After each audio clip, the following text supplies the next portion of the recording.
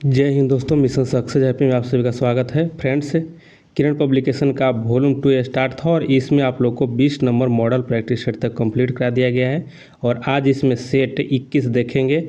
और यह previous year question जो 1 अक्टूबर को प्रथम पाली में हुई थी एग्ज़ाम, उसी का यहाँ पे प्रश्न है और सभी आप लोग को इम्पोर्टेंट है, तो इसको एक बार देख लीजिएगा। और इसको विस्तृत व्याख्या भी किया गया है, ठीक है। और विस्तृत व्याख्या के साथ आप लोग को यहाँ पे हम यह सेट कंप्लीट कराएंगे, तो आप लोग इसको देखिए और इससे आप लोग को एग्ज़ाम में बहुत ही मदद मिलेगा। और फ्रेंड्स, आप लोग के पास लगभग 20 दिन ही अब बचे हुए हैं और इसी 20 दिन में आप लोग को रिज़ल्ट हासिल करना है, तो इसके लिए आप लोग मेहनत कीजिए, अच्छी से मेहनत करना पड़ेगा, तब जाकर रिज़ल्ट होगा।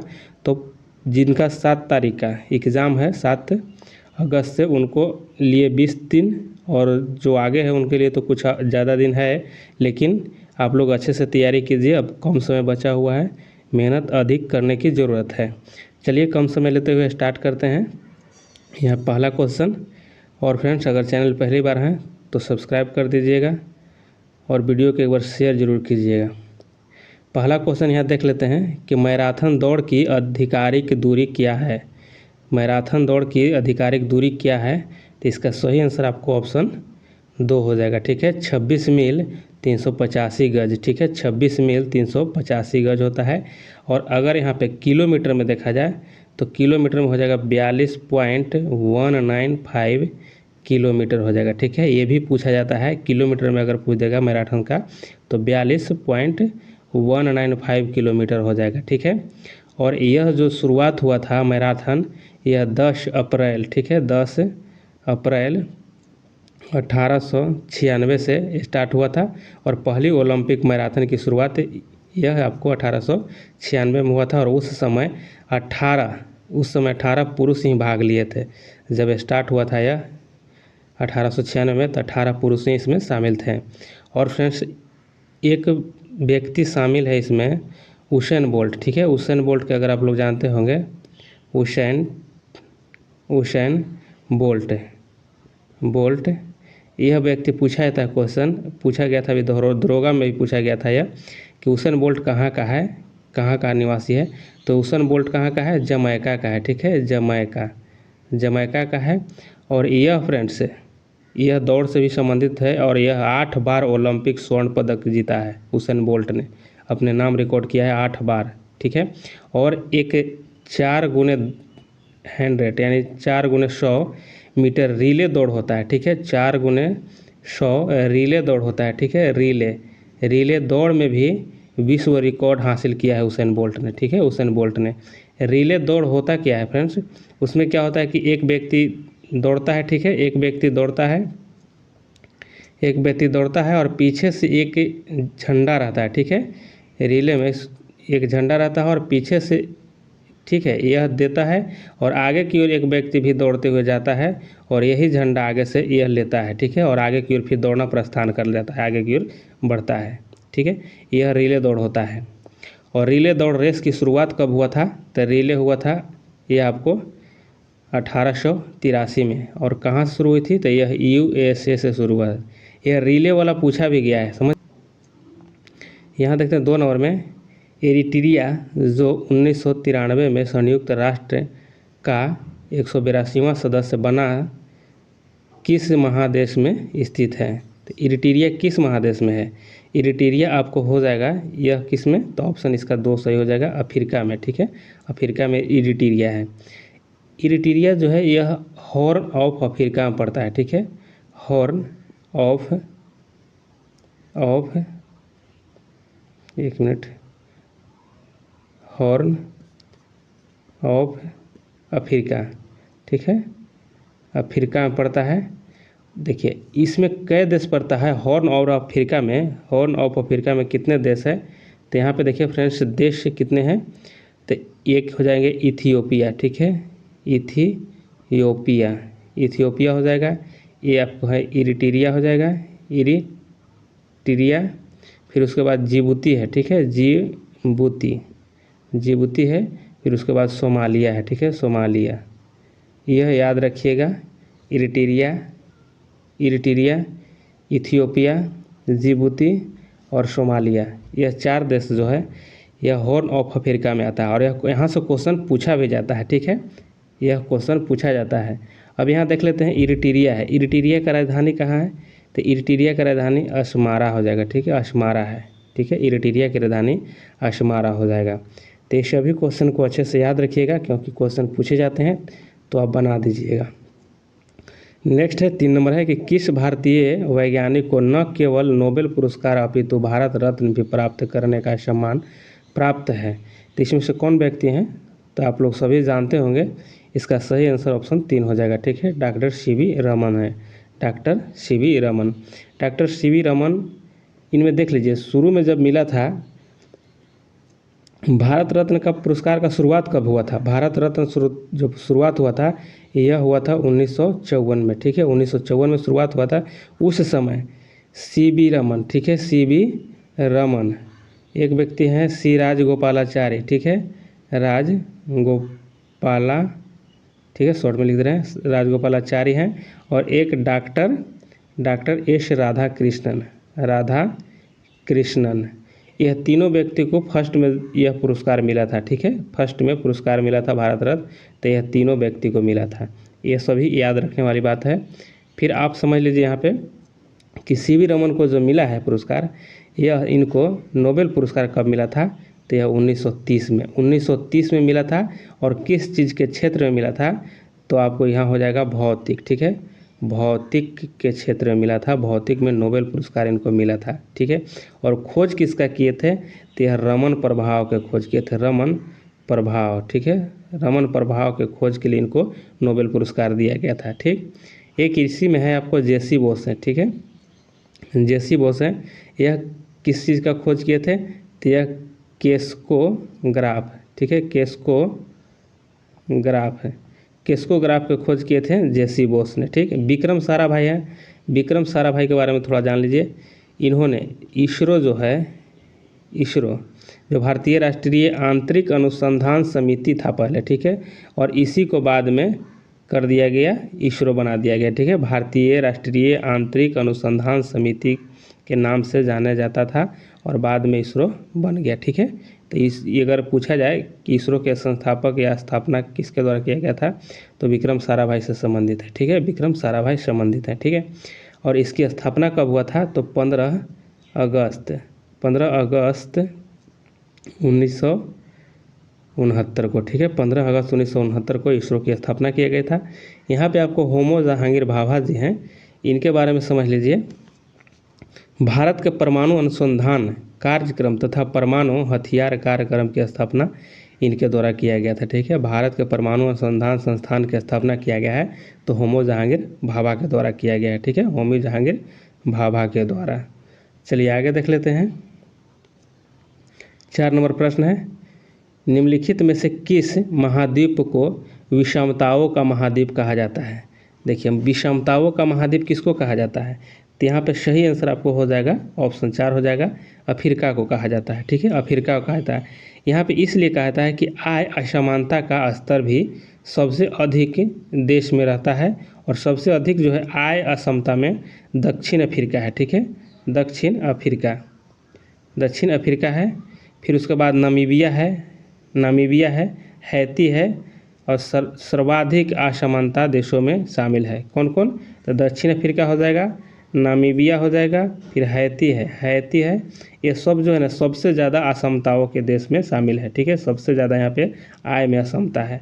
जबकि यूक्रेन है, स्लोवेनिया है और नॉर्वे विश्व में सर्वाधिक समान राष्ट्र है। समान राष्ट्र में अगर पूछेगा तो यूक्रेन हो जाएगा, यूक्रेन, ठीक है, स्लोवेनिया, ठीक है, स्लोवेनिया और नॉर्वे, ये जो है यह जो तीनों देश हम बताएं यह विश्व में समानता है, सर्वाधिक समान है। और असमान में आपको पूछा गया तो दक्षिण अफ्रीका, नामीबिया, हैती है, ठीक है। चलिए नेक्स्ट क्वेश्चन आगे देख लेते हैं। तो इसका आंसर आपको ऑप्शन 4 था। 5 नंबर प्रश्नों को देखते हैं कि निम्न में से भारत किसका सबसे बड़ा निर्यातक है। देखिए यहाँ पे ऑप्शन 1 दे रहा है आंसर सही, ठीक है। यहाँ पे 2022 में लिखता है कि 2022 में भारत ने 839 मिलियन डॉलर से अधिक मूल्य का ग्रेनाइट निर्यात किया है, ठीक है। ग्रेनाइट जो है यहाँ पे 839 मिलियन डॉलर का यह निर्यात किया है।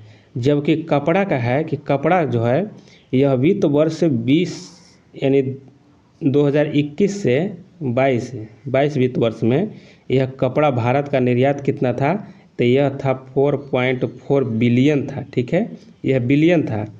तो मेरे हिसाब से यहाँ पे कपड़ा सही आंसर होना चाहिए, लेकिन आप लोग कमेंट कीजिएगा कि इसका सही आंसर क्या होगा।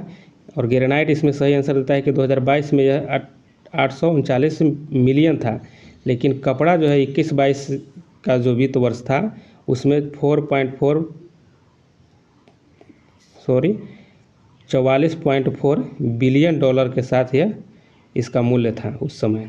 ठीक है, चलिए तो यहाँ पे आप लोग कमेंट कीजिएगा इसका। फिर कपास और जूट का सबसे बड़ा अगर निर्यातक देखा जाए, कपास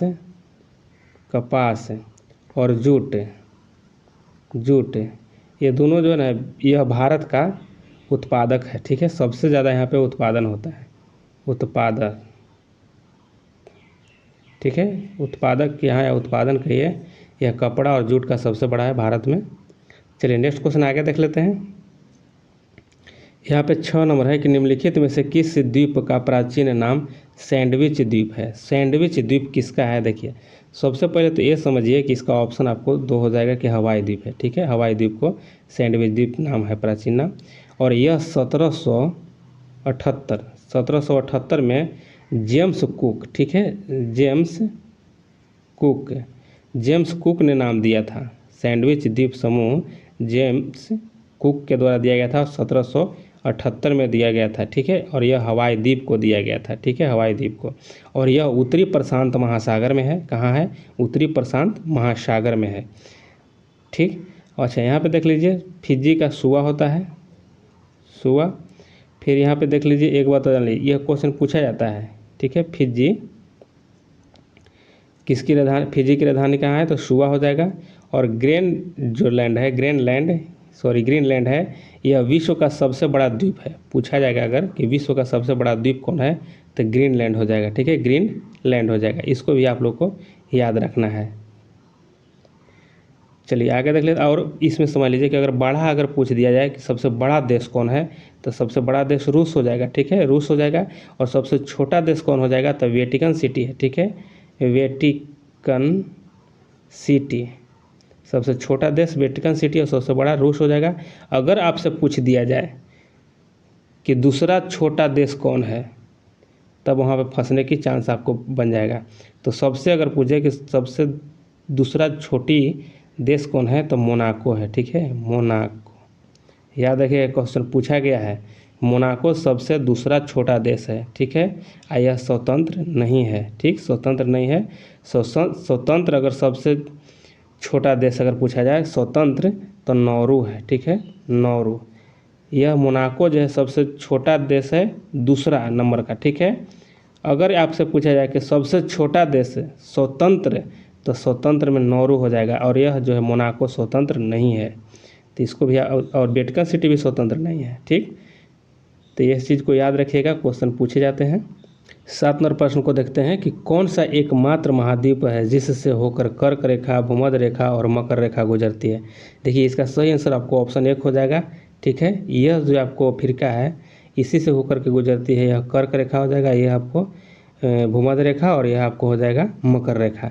यह जो आपको भूमध्य रेखा बीच वाला है, यह 0 डिग्री अक्षांश से गुजरता है। ठीक है, 0 डिग्री अक्षांश से गुजरता है। और यह जो है आपको 23.5 डिग्री उत्तरी अक्षांश से गुजरता है। ठीक है, उत्तरी अक्षांश से कितना, तो 23.5 डिग्री। ठीक है, और यह आपको 0 डिग्री होगा। और नीचे जो मकर रेखा है, यह आपको भी 23.5 डिग्री दक्षिणी अक्षांश से गुजरता है। ठीक है, दक्षिणी अक्षांश से, तो इसको भी याद रखना है। और यही आपको मकर रेखा जो ऊपर वाला है लाइन, यह मकर रेखा भारत से होकर के 8 राज्यों से होकर गुजरती है। 8 राज्यों से होकर के यही मकर रेखा गुजरती है।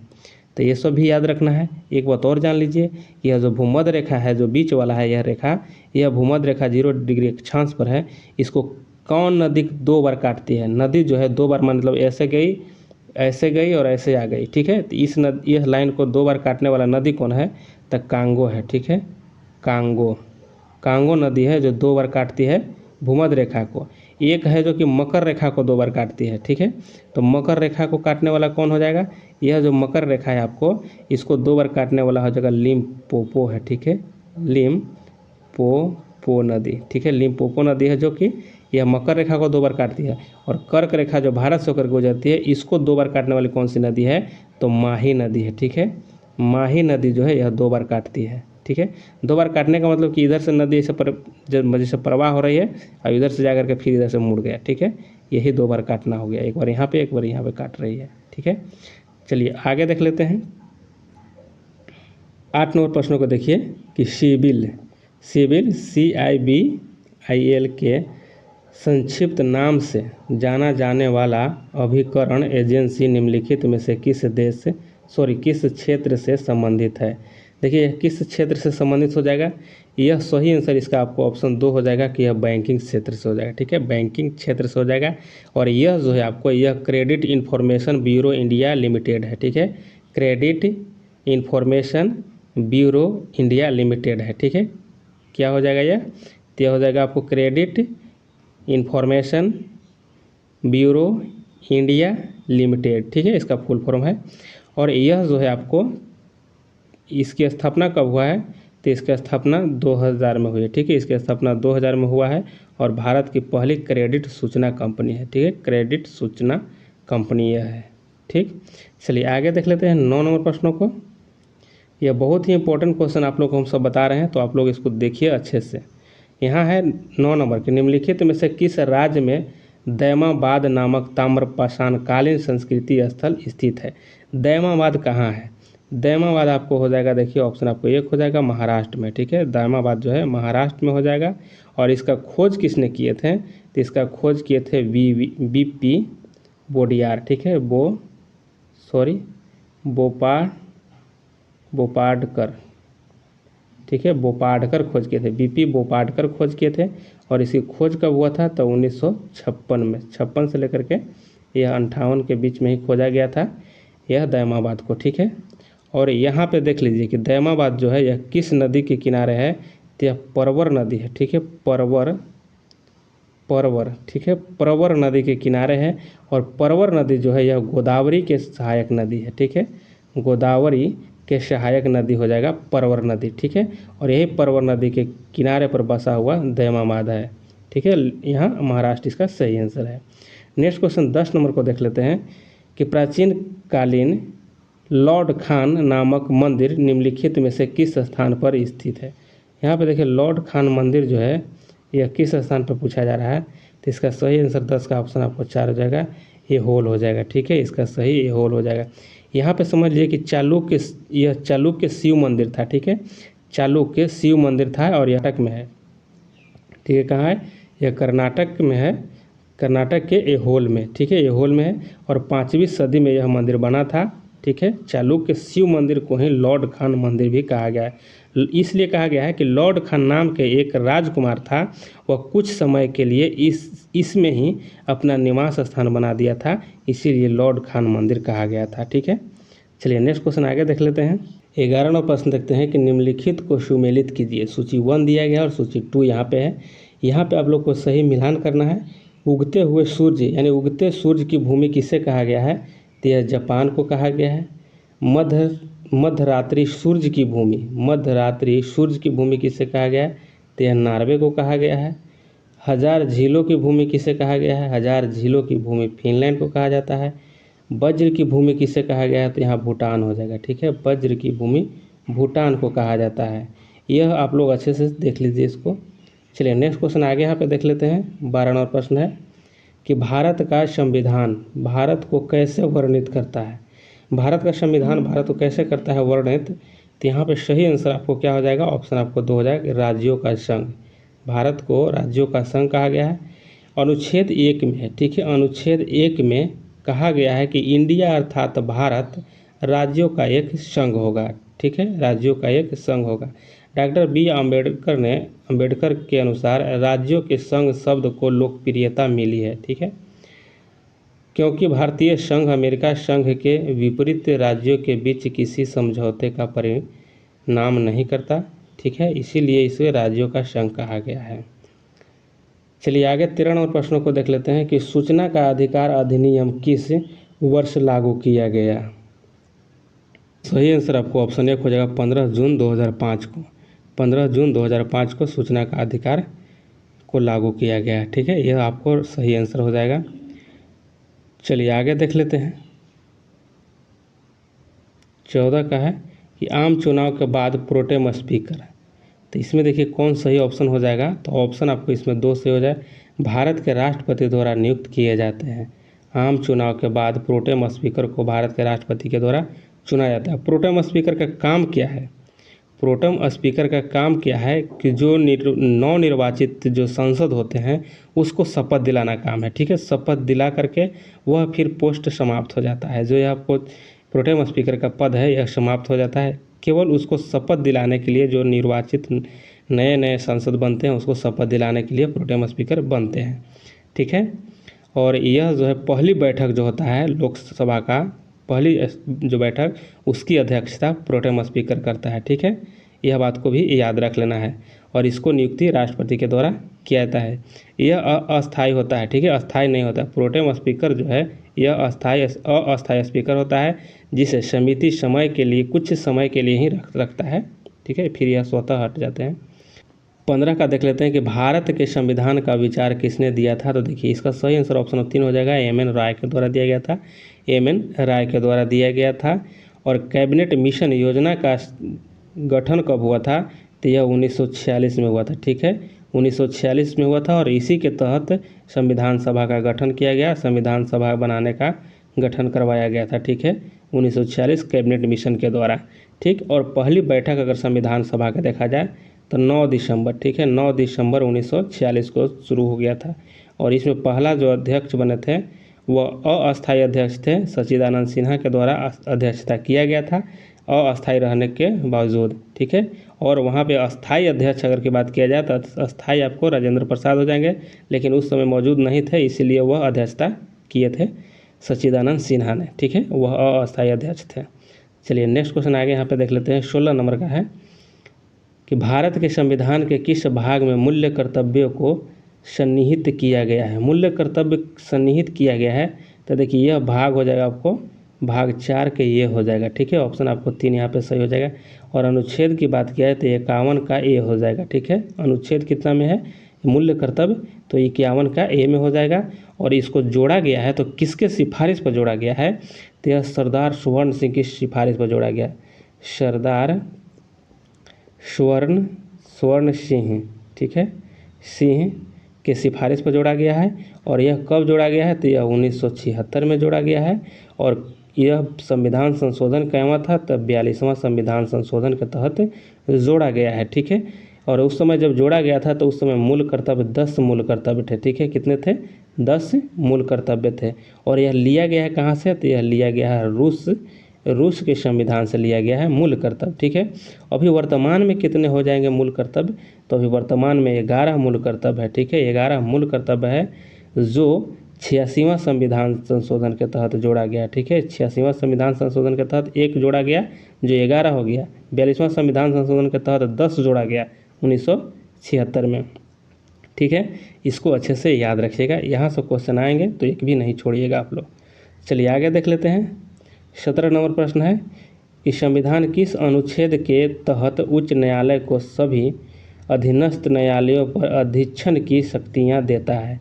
तो अधीक्षण की जो शक्तियाँ देता है यहाँ पे हो जाएगा ऑप्शन आपको 2 हो जाएगा। ठीक है, 227 अनुच्छेद के तहत, 227 अनुच्छेद के तहत। 18 नंबर प्रश्न देखते हैं कि राज्यसभा के सदस्य का चुनाव किसके द्वारा किया जाता है? देखिए राज्यसभा का जो चुनाव होता है सदस्य का वह ऑप्शन 1 सही हो जाएगा। विधानसभा के निर्वाचित सदस्य द्वारा होता है। ठीक है, विधानसभा के निर्वाचित सदस्य के द्वारा होता है। और विधानसभा के सदस्य का न्यूनतम आयु सीमा कितनी होती है? जो बनने के लिए सदस्य का न्यूनतम आयु सीमा तो यहाँ 25 वर्ष हो जाएगा। ठीक है, 25 वर्ष हो जाएगा। लेकिन जो राज्यसभा में बनते हैं उनके लिए 30 वर्ष होगा न्यूनतम आयु सीमा। ठीक है, और यही आपको राष्ट्रपति और उपराष्ट्रपति रहेंगे और राज्यपाल रहेंगे तो 35 वर्ष हो जाएगा। ठीक है, 35 वर्ष न्यूनतम आयु। तो यहाँ पे समझ लीजिए इसके लिए राज्यसभा के लिए न्यूनतम आयु सीमा 30 वर्ष हो जाएगा। राज्यसभा के जो सदस्य बनते हैं वह कितने साल तक कार्य करते हैं, कार्यकाल क्या रहता है? तो 6 साल के लिए इनका कार्यकाल होता है, ठीक है। लेकिन प्रत्येक दूसरे वर्ष से हर साल एक तिहाई, ठीक है, 1/3 सदस्य जो है सेवानिवृत्त होते हैं। कितने साल में? तो प्रत्येक दूसरे वर्ष में। अगर ऐसे क्वेश्चन दे तो आप लोग यहाँ कन्फ्यूज नहीं होना। कार्यकाल 6 वर्ष है, लेकिन प्रत्येक 2 वर्ष में 1/3 सदस्य यहाँ सेवानिवृत्त होते हैं, मतलब सदस्यता उनकी समाप्त हो जाती है, ठीक है। और यह जो है आपको अस्थाई है, ठीक है, अस्थाई सदन है, ठीक है। अस्थाई सदन इसको यही है राज्यसभा, इसको कभी भंग नहीं किया जाता है, ठीक है, कभी भंग यह नहीं होगा। लेकिन लोकसभा को भंग किया जा सकता है, ठीक। चलिए नेक्स्ट क्वेश्चन आगे देखते हैं। 19 नंबर देखते हैं कि भारत में किसी भी मामले को कहीं भी स्थानांतरित करने का अधिकार किसे है? तो 19 का सही आंसर ऑप्शन 1 हो जाएगा, सर्वोच्च न्यायालय को हो जाएगा। ऑप्शन 1 सही हो जाएगा। आगे 20 नंबर प्रश्नों को देखिए कि स्थानीय सरकार के अवगुण क्या है? स्थानीय सरकार के अवगुण क्या है? तो ऑप्शन यहाँ पर देखिए, ऑप्शन 4 सही हो जाएगा, उपयुक्त सभी, ठीक है। उपयुक्त सभी यानी ग्राम सभा के चुनाव नियमित रूप से नहीं होते हैं। कई राज्य सरकार ने महत्वपूर्ण शक्तियाँ स्थानीय सरकार को स्थानांतरित नहीं करती है। स्थानीय सरकार के पास पर्याप्त साधनों की कमी है। यह सभी इसका अवगुण हो जाएगा। नेक्स्ट क्वेश्चन आगे यहाँ पर देख लेते हैं। 21 नंबर प्रश्न है, समग्र आपूर्ति की तुलना में कुल मांग में अत्यधिक वृद्धि के परिणाम स्वरूप कीमतों के सामान्य स्तर में लगातार वृद्धि को कहा जाता है। तो यहाँ पे 21 का आंसर आपको ऑप्शन 1 हो जाएगा, मांग जन्य मुद्रास्फीति। मांग जन्य मुद्रास्फीति हो जाएगा इसका सही आंसर। नेक्स्ट क्वेश्चन 22 को देख लेते हैं कि निम्नलिखित में से कौन भुगतान संतुलन के चालू खाते का हिस्सा नहीं है? तो 22 का सही आंसर ऑप्शन 4 हो जाएगा, पूंजीगत प्राप्तियां और भुगतान। सही इसका आंसर 4 हो जाएगा। आगे 23 नंबर प्रश्न है कि व्यापार घाटा उस स्थिति का वर्णन करता है जहां वस्तु का निर्यात उसके आयात से कम होता है, ठीक है। यहाँ आपको ऑप्शन 2 सही हो जाएगा। 24 नंबर प्रश्न है कि आधार दर वह दर है जिसके नीचे कोई भी बैंक किसी का उधार देने की अनुमति नहीं दे सकता। बैंकों के लिए यह आधार दर कौन निर्धारित करता है? तो आपको ऑप्शन 4 हो जाएगा, RBI, ठीक है। ऑप्शन सही हो जाएगा, RBI हो जाएगा, RBI हो जाएगा, ठीक है। नेक्स्ट क्वेश्चन आगे देख लेते हैं। 25 नंबर है कि भारत में कृषि एवं संबंधित गतिविधियों को ऋण का वितरण करने में कौन से बैंक संस्थाएं सर्वोच्च हिस्सा रखती है? तो इसका सही आंसर हो जाएगा, ऑप्शन आपको 3 हो जाएगा, वाणिज्यिक बैंक हो जाएगा, वाणिज्यिक बैंक। 26 नंबर प्रश्न है कि भारत के सर्वप्रथम मुख्य चुनाव आयुक्त कौन थे? देखिए चुनाव आयुक्त प्रथम कौन थे? तो ऑप्शन यहाँ पे क्या हो जाएगा, ऑप्शन इसका आपको 3 हो जाएगा, सुकुमार सेन। यह चुनाव आयुक्त प्रथम चुनाव आयुक्त थे, ठीक है। प्रथम चुनाव आयुक्त और प्रथम से क्वेश्चन जो पूछे जाते हैं विविध में रहता है, आपको लूसेंट में उसको देख लीजिएगा ज़रूर, ठीक है। आगे 27 नंबर कि जिस ब्याज से कम दर पर बैंक द्वारा ग्राहकों को उधार देने की उम्मीद नहीं की जाती उसे कहा जाता है। तो उसे क्या कहा जाता है? 27 का ऑप्शन 2 हो जाएगा, आधार दर कहा जाता है, ठीक है, आधार दर। नेक्स्ट क्वेश्चन 28 नंबर में है कि भारत में नाबार्ड बैंक किसको पुनर्वित्त प्रदान नहीं करता? जो नाबार्ड है किसको पुनर्वित्त नहीं प्रदान करता है? तो यहाँ पे 28 का आंसर ऑप्शन 3 होगा, यहाँ पे निर्यात आयात बैंक को। ऑप्शन आपको 3 सही हो जाएगा, ठीक है। चलिए आगे देख लेते हैं। यहाँ पे देखते हैं कि प्रतिकूल भुगतान संतुलन की समस्या कब उत्पन्न होती है? तो 29 का आपको आंसर ऑप्शन 4 हो जाएगा कि जब आयात निर्यात से अधिक होता है तब प्रतिकूल भुगतान संतुलन की समस्या उत्पन्न होती है, ठीक है। ऑप्शन 4 सही हो जाएगा। नेक्स्ट क्वेश्चन 30 नंबर का है कि सेना का एक जनरल, यहाँ पे देखिए कि 3656 सैनिकों से एक संपूर्ण वर्ग बनाना चाहता है। व्यवस्था के बाद कुछ सिपाही बचे थे, कितने सैनिक बचे थे, ठीक है। तो यहाँ पे सही आंसर क्या हो जाएगा इसका सही आंसर हो जाएगा आपको ऑप्शन 3 हो जाएगा, ठीक है, 81, ठीक है। यहाँ पे 81 सही इसका आंसर हो जाएगा। और जो भी इसमें मैथ दिया गया है फ्रेंड्स, वो सभी का PDF आप लोग को टेलीग्राम पे मिल जाएगा, वहाँ पे आप लोग देख लीजिएगा। 30 नंबर और 31 नंबर का आंसर सही हो जाएगा आपको ऑप्शन 4 है, टेलीग्राम पे देख लीजिएगा, वीडियो आप लोग रोक करके बनाना चाहे तो बना लीजिएगा इसको। चलिए 32 नंबर है और 32 नंबर का आंसर सही हो जाएगा, ऑप्शन 3 है। 33 नंबर प्रश्न है और 33 नंबर प्रश्नों का आंसर आपको सही हो जाएगा, ऑप्शन 2 हो जाएगा। 34 नंबर प्रश्न और 34 नंबर प्रश्नों का आंसर सही हो जाएगा आपको, ऑप्शन 2 हो जाएगा।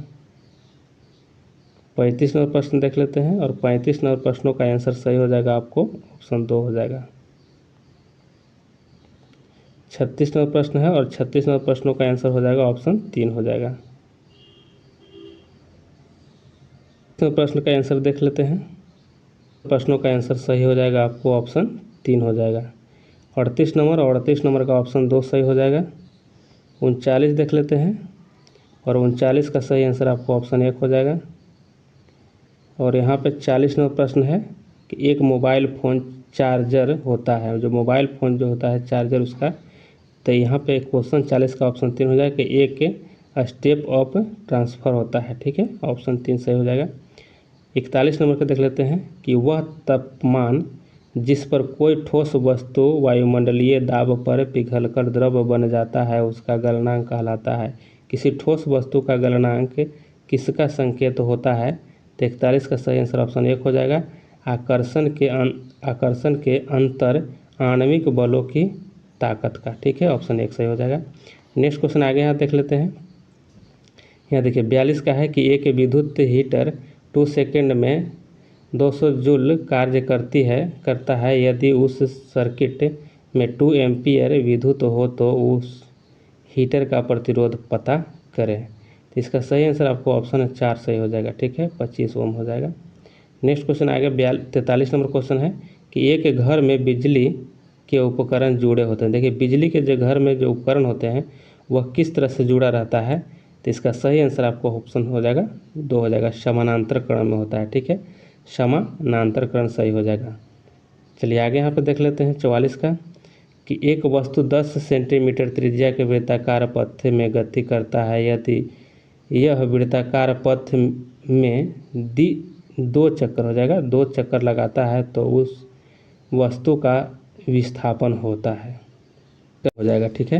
आगे का क्वेश्चन यहाँ पे है 45 नंबर है कि एक वस्तु 16 मीटर की ऊंचाई से मुक्त रूप से धरती की ओर गिरता है। धरती से टकराने में लगने वाला समय जब धरती पर आएगा तो उसका समय यहाँ पूछा गया है, तो समय इसका हो जाएगा 1.8 सेकेंड हो जाएगा।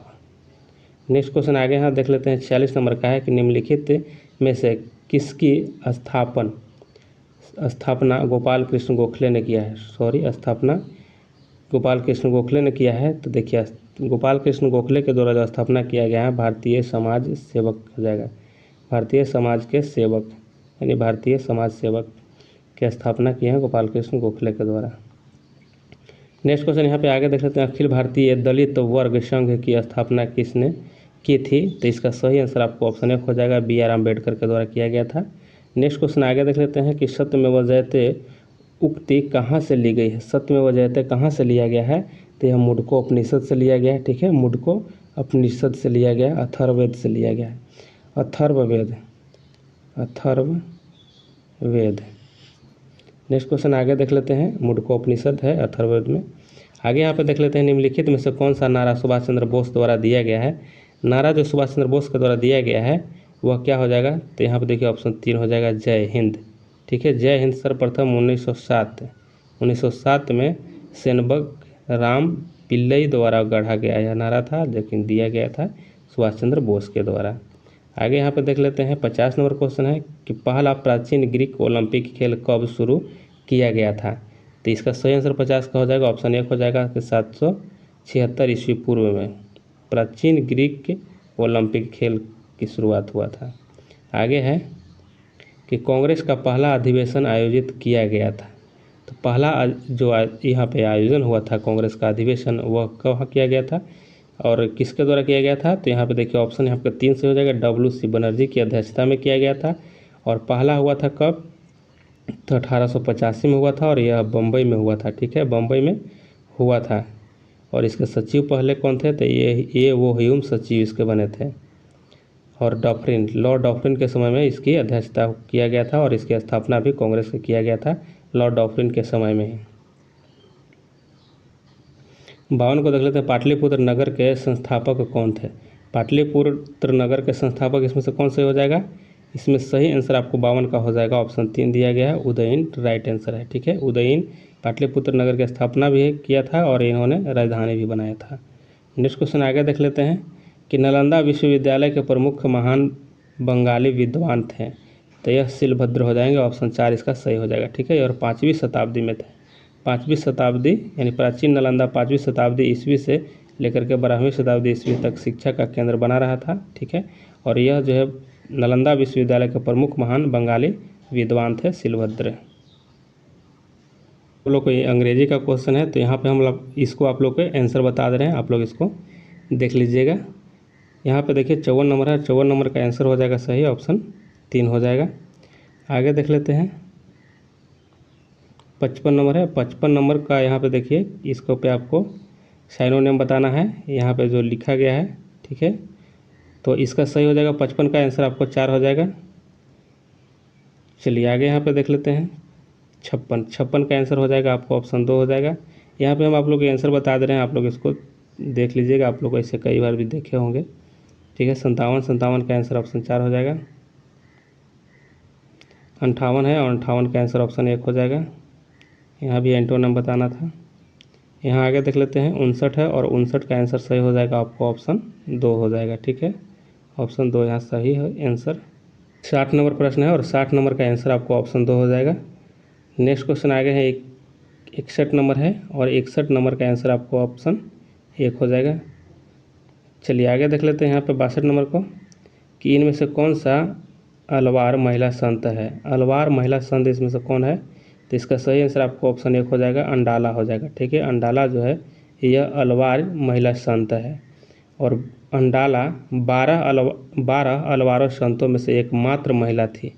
ठीक है, और अलवार जो 12 संत कवि थे जो भगवान शिव की ही पूजा करते थे, जो ये 12 जो था अलवार संत ये सभी शिव को ही पूजा विष्णु को करते थे, विष्णु को करते थे। ठीक है, विष्णु को करते थे अलवार, और नयनार जो थे वह शिव को करते थे। ठीक है, नयनार जो था वह शिव को और यह जो अलवार है विष्णु को।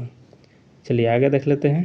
प्रश्न देखते हैं कि वाक्य की अशुद्ध भाग यानी त्रुटिपूर्ण भाग का चयन कीजिए। तो इसमें ऑप्शन सी जो दिया गया है यह अशुद्ध है, यानी दुख और यहाँ पे क्षोभ लिखा हुआ है, यह सही नहीं है। ठीक है, दुख का पर्यायवाची क्षोभ होता है, व्यथा, क्लेश, पीड़ा, कष्ट, संताप, वेदना आदि जो है यह आपको दुख का यह जो दुख का पर्यायवाची है, इसीलिए यहाँ पे यह सही नहीं है।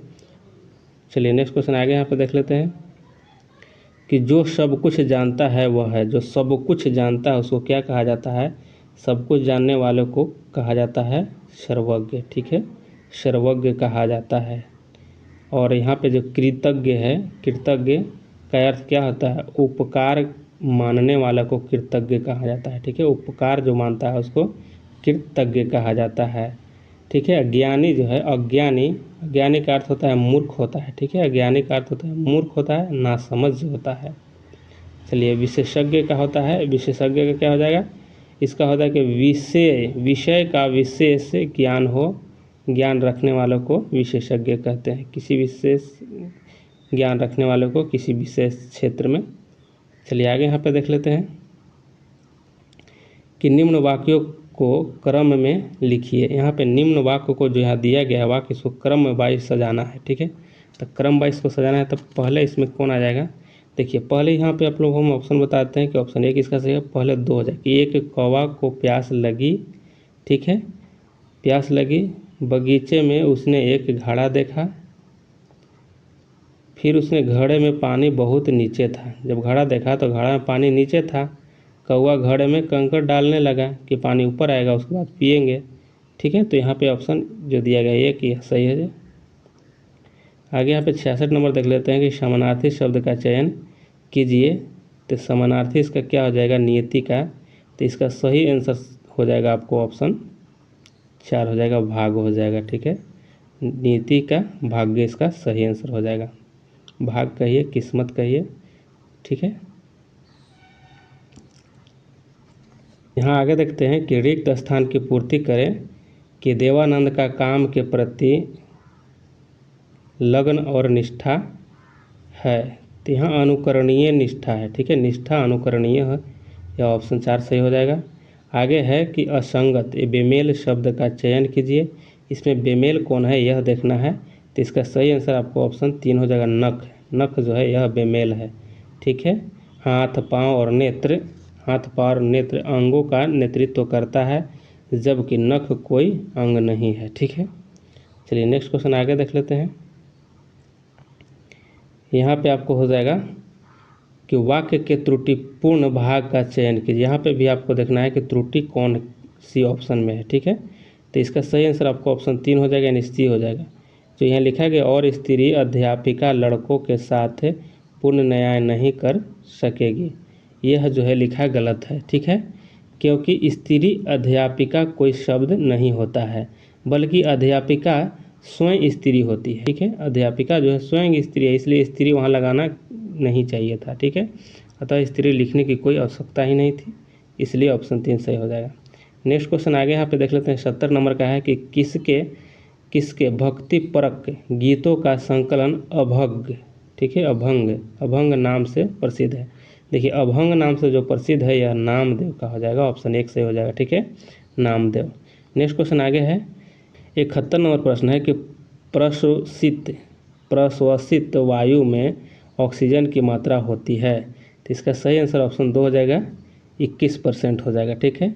आगे है कि मनुष्य का निकटतम रिश्तेदार है। मनुष्य का निकटतम रिश्तेदार कौन हो जाएगा? तो वानर हो जाएगा, ठीक है, बंदर। नेक्स्ट क्वेश्चन आगे 73 नंबर है कि निम्नलिखित में से किसमें प्रतिरक्षी गठन होता है?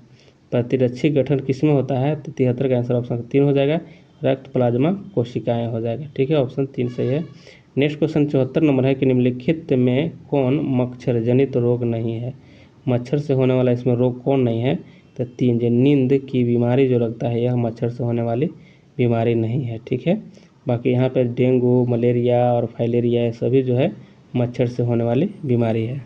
75 नंबर है कि पसीने की ग्रंथि या डैश की त्वचा में सर्वाधिक संख्या में होती है। तो इसका सही आंसर ऑप्शन 4 हो जाएगा, हाथ की हथेली और पैर की तलवे में यह जो पसीने की ग्रंथियाँ सर्वाधिक होती है।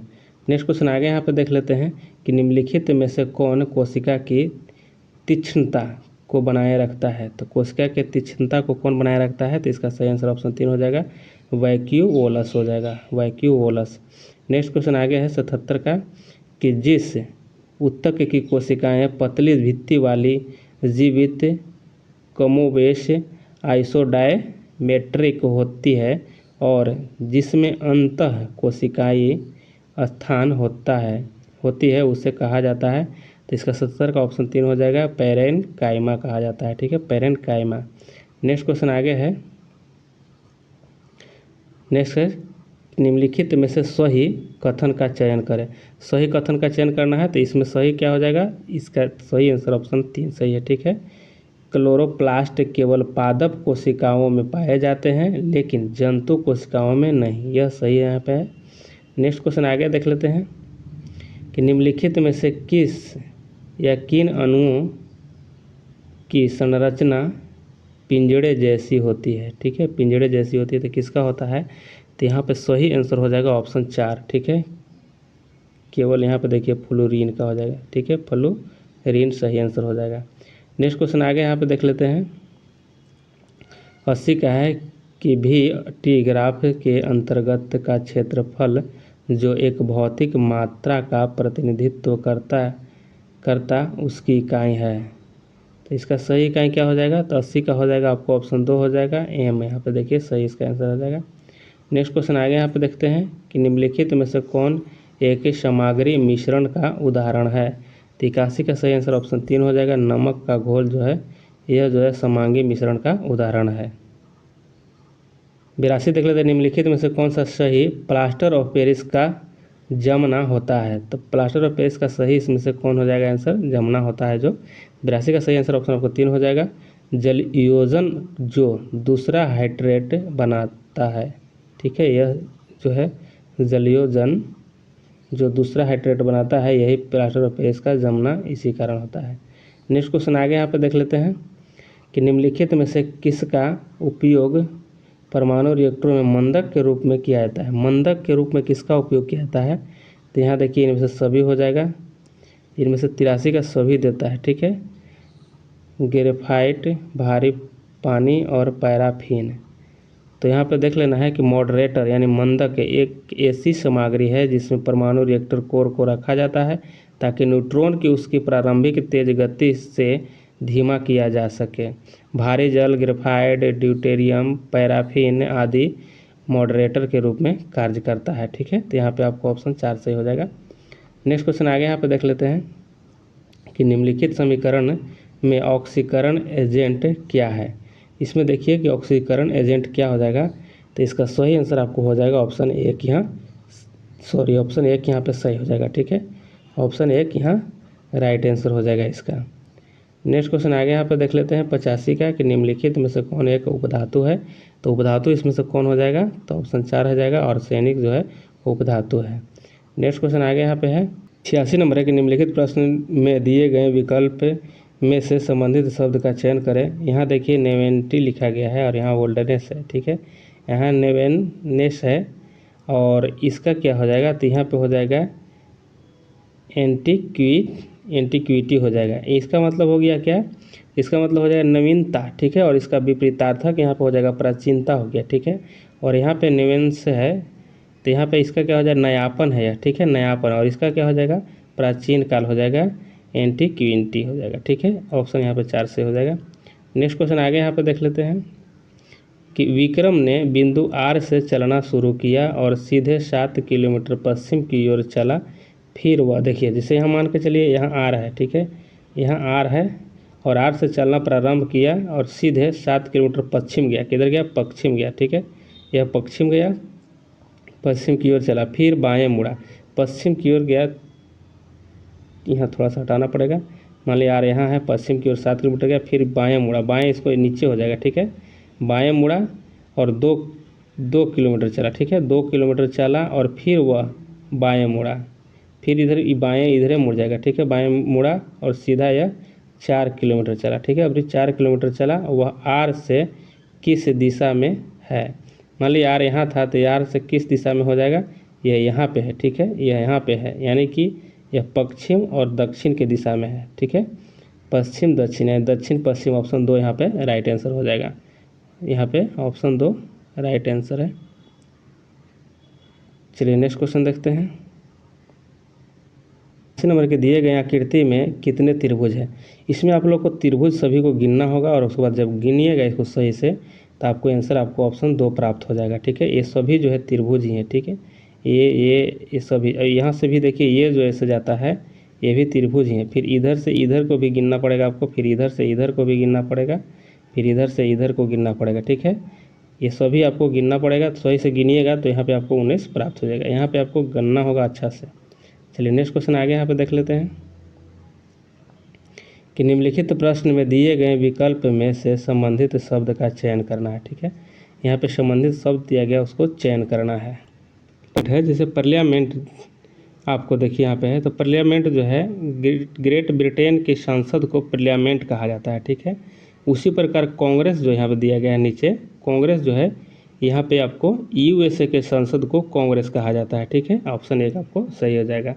नेक्स्ट क्वेश्चन आगे है 90 नंबर का है कि राष्ट्रीय महिला आयोग की स्थापना कब की गई थी। तो राष्ट्रीय महिला आयोग की स्थापना देखिए ऑप्शन 4 हो जाएगा, 1992 में किया गया था, ठीक है। 1992 सही आंसर हो जाएगा। आगे क्वेश्चन है कि सरकार ने 2023-24 में प्रधानमंत्री आवास योजना परिव्यय में कितने प्रतिशत वृद्धि की घोषणा की। यहाँ पे सही आंसर हो जाएगा क्या, तो इसका सही आंसर ऑप्शन 1 हो जाएगा, 66% किया है। नेक्स्ट क्वेश्चन आगे है, यहाँ पे है कि बजट 2023-24 में जो 2 साल के लिए 7.5% निश्चित ब्याज दर वाली महिलाओं के लिए नई बचत योजना शुरू की गई है, योजना का नाम क्या है। यहाँ पे सही आंसर क्या हो जाएगा, इसका सही आंसर ऑप्शन 2 हो जाएगा, महिला समान बचत प्रमाण पत्र हो जाएगा। यहाँ पे ऑप्शन 2 से हो जाएगा। फ्रेंड्स करंट अफेयर भी आप लोग देख लीजिएगा, बजट से संबंधित देखिएगा क्वेश्चन, उससे क्वेश्चन एक आध रहेंगे। आगे यहाँ पे देख लेते हैं 93 नंबर का कि आर्टिफिशियल इंटेलिजेंस द्वारा संचालित विश्व के सर्वप्रथम रेडियो प्लेटफॉर्म का नाम क्या है। तो इसका सही आंसर क्या हो जाएगा, ऑप्शन 3 सही हो जाएगा, रेडियो GPT, ठीक है। ऑप्शन यहाँ पे 3 सही है। नेक्स्ट क्वेश्चन आगे देख लेते हैं कि खेलों में उत्कृष्टता के लिए कौन सा पुरस्कार दिया जाता है। खेलों में उत्कृष्टता के लिए दिया जाता है अर्जुन पुरस्कार दिया जाता है। ठीक है, ऑप्शन आपको 2 सही है। 95 नंबर देख लेते हैं कि किस ओलंपिक खेल में मशाल रिले प्रक्रिया की शुरुआत हुआ। तो देखिए यहाँ पे ऑप्शन 3 से हो जाएगा। 1936 के बर्लिन में हुआ था। ठीक है, और बर्लिन कहाँ है तो यह जर्मनी के बर्लिन में हुआ था। और यह जो कार्ल डायम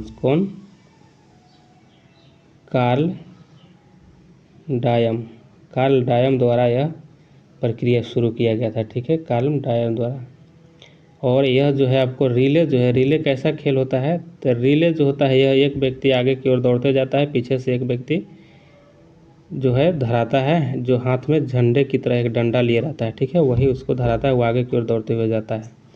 ठीक, यह ऑप्शन आपको 3 सही हो जाएगा। नेक्स्ट क्वेश्चन आगे यहाँ पे देख लेते हैं कि LIC ने नए ग्राहकों एजेंटों द्वारा मध्यस्थों के लिए किस ऐप को लॉन्च किया है। तो किस ऐप को लॉन्च किया है तो इसका सही आंसर हो जाएगा क्या, ऑप्शन आपको 1 से हो जाएगा, आनंद ऐप। ठीक है, आनंद हो जाएगा इसका सही। नेक्स्ट क्वेश्चन आगे देख लेते हैं 97 रावर भट्टा परमाणु षड्यंत्र निम्नलिखित में से किस राज्य में स्थित है। रावर भट्टा कहाँ है तो यह आपको ऑप्शन 1 हो जाएगा, राजस्थान में हो जाएगा। आगे देख लेते हैं कि रेड फ्लैग भारत एवं निम्नलिखित में से किस देश के बीच एक संयुक्त अभ्यास का नाम है। Red flag. ठीक है, तो यह रहा है आपको ऑप्शन यहाँ पे सही 3 हो जाएगा, संयुक्त राज्य अमेरिका से हो जाएगा। ठीक है, संयुक्त राष्ट्र अमेरिका से रहा है रेड फ्लैग। नेक्स्ट क्वेश्चन आगे देख लेते हैं 99 का कि किस भारतीय महिला मुक्केबाज ने महिला विश्व बॉक्सिंग चैंपियंस 2023 में स्वर्ण पदक जीता है। तो यहाँ पे 99 का ऑप्शन क्या हो जाएगा, इसका सही आंसर आप लोग कमेंट कीजिएगा। ठीक है,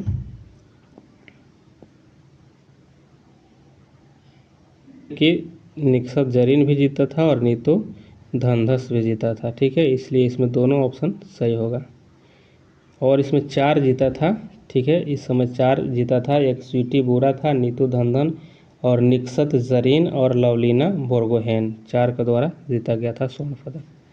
नेक्स्ट क्वेश्चन आगे 100 नंबर क्वेश्चन है कि बैक्टीरिया की खोज सबसे पहले किसने की थी। तो बैक्टीरिया की खोज किसने किया था तो यहाँ ऑप्शन 1 सही हो जाएगा, ये भी लीeuwenhoek के द्वारा किया गया था। ठीक है, लीeuwenhoek के द्वारा किया गया था और यह 1676 में खोजा गया था। ठीक है, 1676 में।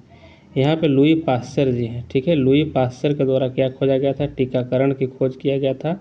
ठीक है, माइक्रोविलियंस क्यूंस और पाश्चुरीकरण के सिद्धांतों पर खोजा गया था। ठीक है, पहला टीकाकरण की खोज लुई पास्चर के द्वारा किया गया था। रॉबर्ट कोच है, तो रॉबर्ट कोच के द्वारा क्या खोजा गया था तो बैक्टीरिया की खोज किया गया था। ठीक है, बैक्टीरिया को खोज किया था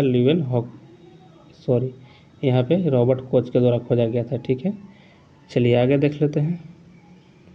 फ्रेंड्स, यहाँ पे आपको क्वेश्चन समाप्त हो गया है और एक बार वीडियो को शेयर ज़रूर कर दीजिएगा।